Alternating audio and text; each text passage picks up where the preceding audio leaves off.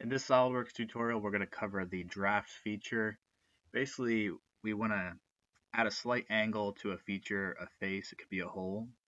For example, if we have a casting or a mold where we want to make the part easier to remove by adding a slight angle, or just make your part aerodynamic, whatever you want to do. So let's get started. I can show you how it works. So let's say we have an existing hole here. We have this cut extrude, which we're going to edit this feature here. You'll notice that we have this through all selected, and it's a straight hole, meaning the diameter on this face is the same as the diameter on this face. Well, if we want to add a draft, you can see by this icon here what it does. We can increase the angle, and you can see in the yellow preview that diameter on that side, it is getting bigger. We can toggle the direction, so if we want to make that smaller, so the angle is going in the opposite direction, we can do that as well. So you can see if we have this view here, without having to do a complex lofted cut or something like that, we can just take care of that and all with one little checkbox.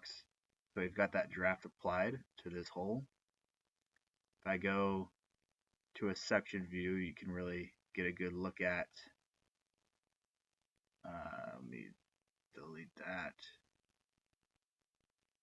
You can see that 5-degree angle we applied to that hole.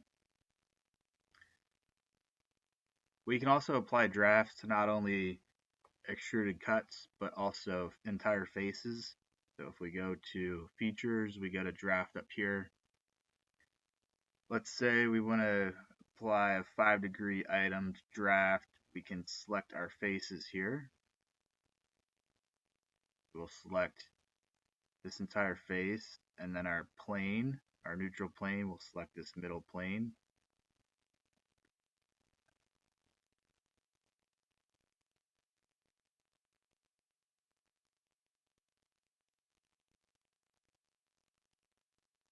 And you can see, if I go to this view here,